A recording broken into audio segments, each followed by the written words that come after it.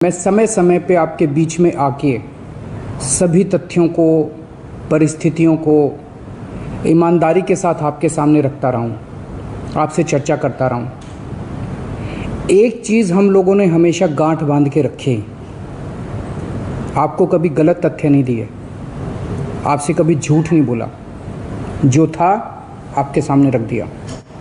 अगर स्थिति अच्छी थी तो भी आपको बताया, स्थिति खराब थी तो भी आपको हमने ईमानदारी से बताया, क्योंकि हम पहले दिन से समझ गए थे कि ये इतनी बड़ी आपदा है कि आपके साथ के बिना, जनता के साथ के बिना अकेले इस आपदा से सरकार सामना नहीं कर सकती। जनता का सहयोग और जनता की सहभागिता इस पूरे संघर्ष में बेहद ज़रूरी है। और जब तक जनता को सच नहीं बताया जाएगा, सारे तथ्य जनता के सामने नहीं रखे जाएंगे, तब तक जनता की भागीदारी सुनिश्चित करना असंभव था। इसीलिए हमने हर चीज़ आपके सामने रखी। हमने टेस्ट नहीं कम होने दिए। आज दिल्ली के अंदर सबसे ज़्यादा टेस्ट हो रहे हैं। मैं तो ये कहूँगा कि अगर प्रति 10 लाख की पॉपुलेशन पे देखा जाए तो शायद पूरी दुनिया में सबसे ज़्यादा टेस्ट दिल्ली में हो रहे हैं। मैंने देखा कि कई जगहों पे उन्होंने टेस्ट कम कर दिए। टेस्ट कम कर दिए तो केस कम आने लग गए।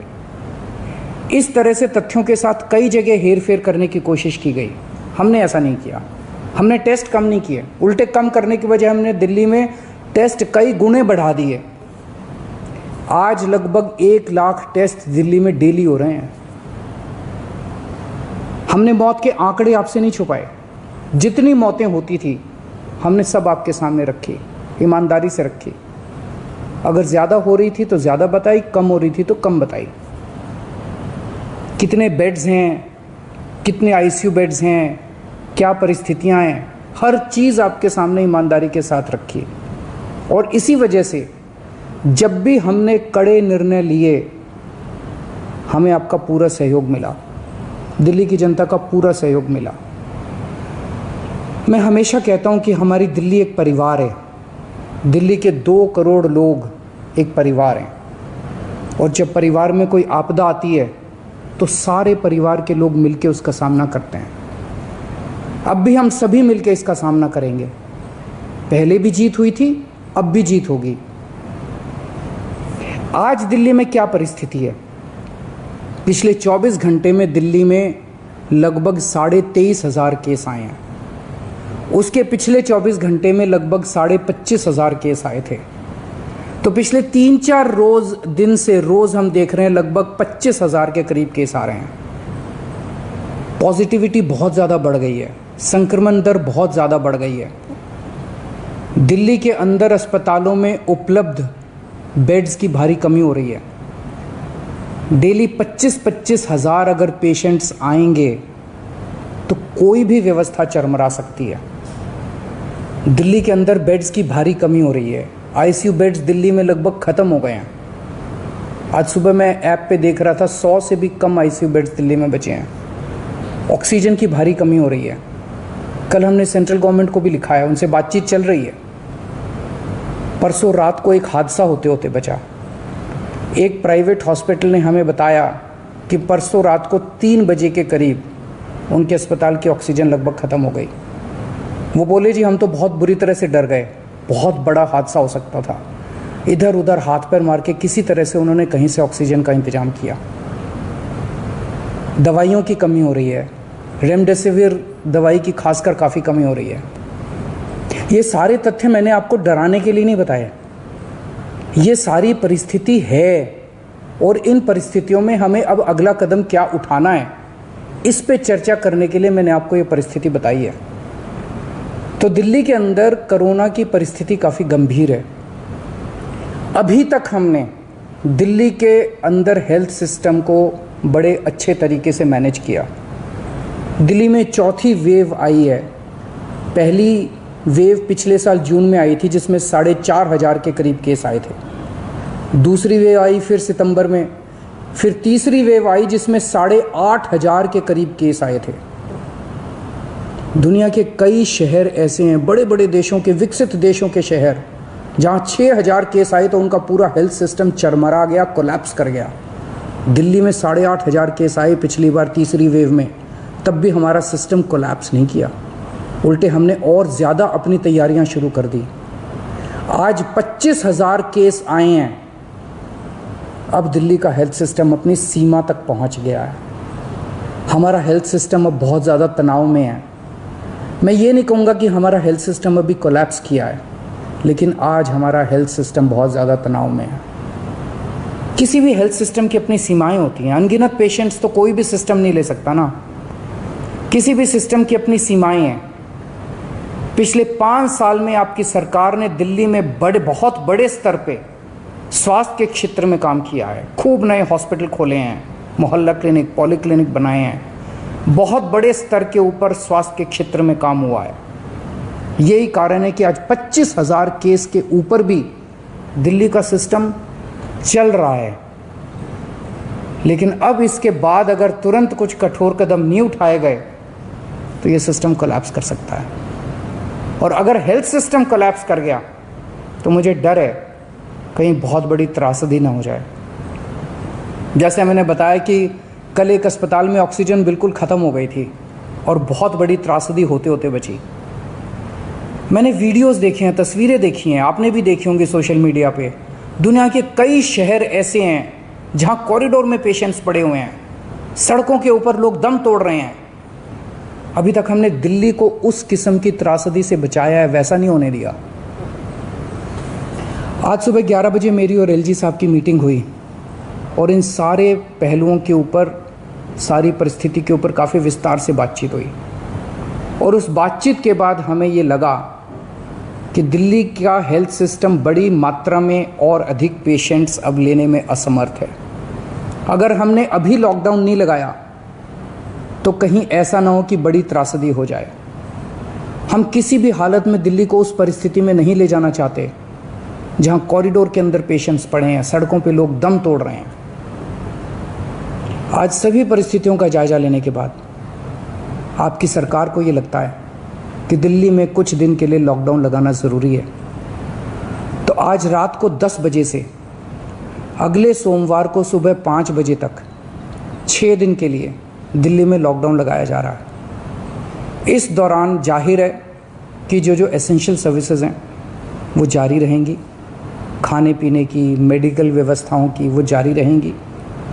ये शादियों का सीज़न है, लोगों के बड़े मुश्किल से रिश्ते बनते हैं, हम उनके रिश्ते तोड़ना नहीं चाहते, तो लोगों की शादियां संपन्न हों, लेकिन केवल 50 लोगों के गैदरिंग के साथ संपन्न हो। उसके लिए अलग से पास दिए जाएंगे। इसके बारे में अभी थोड़ी देर में डिटेल्ड ऑर्डर जारी हो जाएगा कि कौन कौन सी चीज़ें जारी रहेंगी और कौन सी चीज़ों पर पाबंदी रहेगी। मैंने और एलजी साहब के हम दोनों ने निर्णय तब लिया है जब हमारे पास कोई उपाय नहीं बचा था। हमारे लिए निर्णय लेना आसान नहीं था, क्योंकि मैं समझ सकता हूँ कि लॉकडाउन के दौरान किस तरह से लोगों के रोज़गार ख़त्म हो जाते हैं, लोगों की कमाई ख़त्म हो जाती है, और ख़ासकर सबसे गरीब तबके के लिए तो ये बेहद मुश्किल होता है। जो दिहाड़ी करके रोज़ कमाते हैं उनके लिए तो बेहद मुश्किल हो जाता है। पिछली बार जब देश में लॉकडाउन लगा था, हमने देखा कि किस तरह बड़ी संख्या में प्रवासी मजदूर अपने गांव जाने लगे थे। उनसे मैं ख़ास तौर से हाथ जोड़ के अपील करना चाहता हूँ, ये छोटा सा लॉकडाउन है, 6 दिन का, दिल्ली छोड़ के मत जाइएगा। आपके आने जाने में इतना समय ख़राब हो जाएगा, इतना पैसा ख़राब हो जाएगा, इतनी ऊर्जा ख़राब होती है। दिल्ली में रहिए। मुझे उम्मीद है कि ये छोटा लॉकडाउन है और छोटा ही रहेगा। मुझे पूरी उम्मीद है कि शायद बढ़ाने की ज़रूरत ना पड़े। आप दिल्ली में रहिए। यकीन मानिए, हम पूरी ईमानदारी के साथ सब मिल के लड़ेंगे तो जल्दी इस मुसीबत से छुटकारा पाएंगे। मैं आपको यकीन दिलाता हूँ, सरकार आपका पूरा ख्याल रखेगी। मैं हूँ ना, मुझ पे भरोसा रखिए। मेरी दिल्ली के सभी नागरिकों से अपील है कि ये निर्णय हमने बहुत मुश्किल से लिया है। आप सब लोग जानते हैं कि मैं लॉकडाउन के सख्त खिलाफ रहा हूँ। हमेशा से मैंने लॉकडाउन का विरोध किया है। मेरा ये मानना है कि लॉकडाउन से कोरोना ख़त्म नहीं होता, लॉकडाउन से कोरोना की स्पीड कम हो जाती है। मेरा हमेशा ये मानना है कि अगर किसी भी शहर या राज्य की स्वास्थ्य व्यवस्था अपनी सीमा तक पहुंच जाए तो लॉकडाउन लगाना ज़रूरी हो जाता है, ताकि पेशेंट्स का नंबर कम हो जाए, ताकि हेल्थ सिस्टम को और दुरुस्त किया जा सके। ये जो 6 दिन का लॉकडाउन हम लगा रहे हैं, ये जो 6 दिन हम ले रहे हैं आपसे, इन 6 दिनों के अंदर हम बहुत बड़े स्तर के ऊपर और दिल्ली में बेड्स की व्यवस्था करेंगे। केंद्र से हम मदद मांग रहे हैं, उनसे लगातार संपर्क में हैं। केंद्र सरकार हमारी मदद भी कर रही है, उसके लिए हम केंद्र सरकार के शुक्रगुजार हैं। उनसे ऑक्सीजन की व्यवस्था करेंगे, दवाइयों की व्यवस्था करेंगे। इस लॉकडाउन के समय को हम इन सब चीज़ों के लिए इस्तेमाल करेंगे। मेरी अब सब लोगों से गुजारिश है कि लॉकडाउन का पूरी तरह से पालन करें, घर से बाहर इस दौरान ना निकलें। पहले भी हमने कई कठिन निर्णय लिए और आपने मेरा पूरा साथ दिया। मुझे पूरी उम्मीद है आज भी आप मेरा साथ देंगे। हम मिलके इसका मुकाबला करेंगे और ज़रूर जीतेंगे। नमस्कार। तो दिल्ली के मुख्यमंत्री अरविंद केजरीवाल ने कह दिया, मैं हूं ना आप लोगों का ख्याल रखने के लिए। छोटा लॉकडाउन है, 6 दिन का लॉकडाउन। संयम बनाए रखिएगा, पैनिक मत होइएगा। आज रात 10 बजे से सोमवार सुबह 5 बजे तक लॉकडाउन रहेगा। जरूरी सेवाएं चालू रहेंगी। और सबसे बड़ी बात जो मजदूरों के लिए उन्होंने कहा, जो दिहाड़ी मजदूर हैं, उनसे अपील की कि मत जाइएगा, वक्त आपका खराब होगा, परेशान होंगे। सब कुछ बहुत जल्दी ठीक हो जाएगा। शादी समारोह है, उस पर रोक नहीं है, पास देंगे, लेकिन 50 लोग ही शामिल हो सकेंगे। इसके अलावा जो स्थिति है उसको उन्होंने कहा कि ईमानदारी से बता रहा हूं, डरा नहीं रहा हूं, आपके साथ हूं और केंद्र सरकार के साथ समन्वय बनाते हुए जितनी भी समस्याएं हैं उसे दूर करने की कोशिश की जाएगी। कोरोना खत्म तो नहीं हो सकता, लेकिन इसके चेन को हम तोड़ सकते हैं इन 6 दिनों में। न्यूज़ 24 की भी आपसे यही अपील कि इस दौरान आप पूरी एहतियात बरतिए, एक दूसरे का साथ दीजिए, मदद कीजिए और इस लॉकडाउन में सरकार का सहयोग कीजिए। प्रभाकर और दिव्या हमारे साथ जुड़े हुए थे, अभी भी हमारे साथ जुड़े हुए हैं। और दिव्या, जो एक बात आज मुख्यमंत्री ने कही उस पर जरूर जो जमीनी हालात है वो जानना चाहूंगी, क्योंकि प्रभाकर भी उस पर बता रहे थे कि स्थिति बहुत खराब है। वो कह रहे हैं कि अभी सिस्टम फेल नहीं हुआ है। क्या माने कि सिस्टम फेल नहीं हुआ है?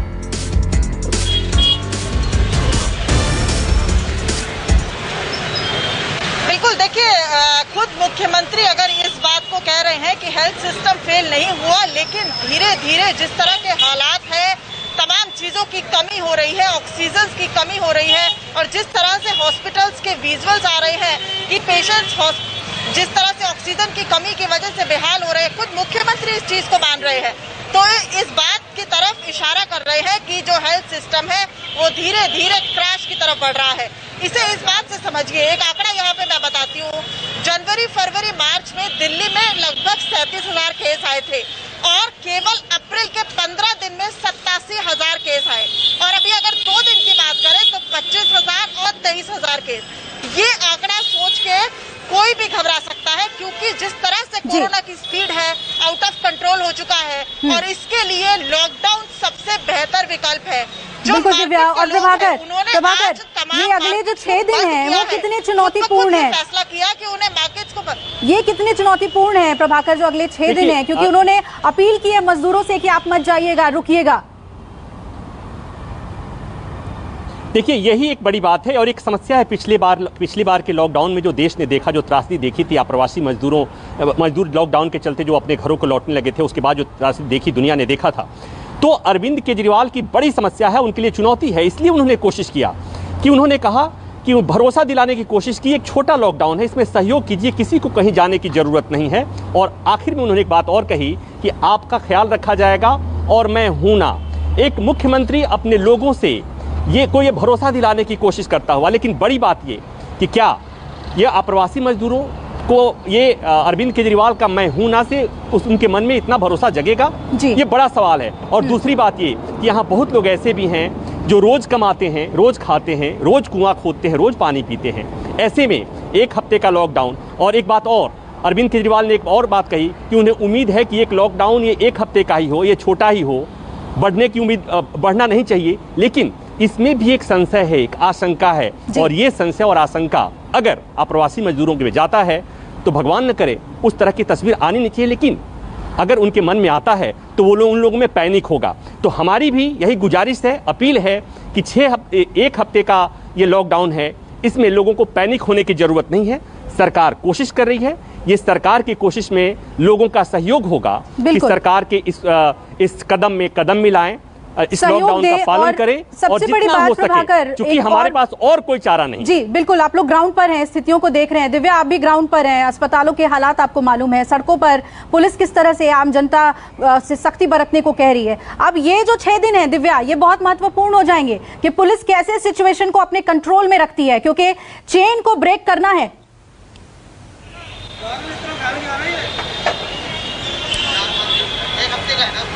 बिल्कुल, चेन को ब्रेक करना है, इसी वजह से अभी केवल 6 दिन का जो है लॉकडाउन लगाया गया है। हो सकता है आने वाले समय में इसे बढ़ाया जाए, और चूंकि मैं ग्राउंड जीरो पर है इसलिए मैं आपको दिखाना चाहूंगी कि ये जो लॉकडाउन है और ये बातचीत, आप लोगों की जानकारी दिव्या हम लगातार पहुंचाते रहेंगे। अभी वक्त कम है हमारे पास। प्रभाकर, आपका भी शुक्रिया। दिव्या, शुक्रिया आपका पूरी जानकारी देने के लिए। छोटे से ब्रेक के लिए रुक रहे हैं, लेकिन कोरोना पर सभी डिटेल्स न्यूज़ 24 पर मौजूद है। आप जुड़े रहिएगा हमारे साथ। नमस्कार।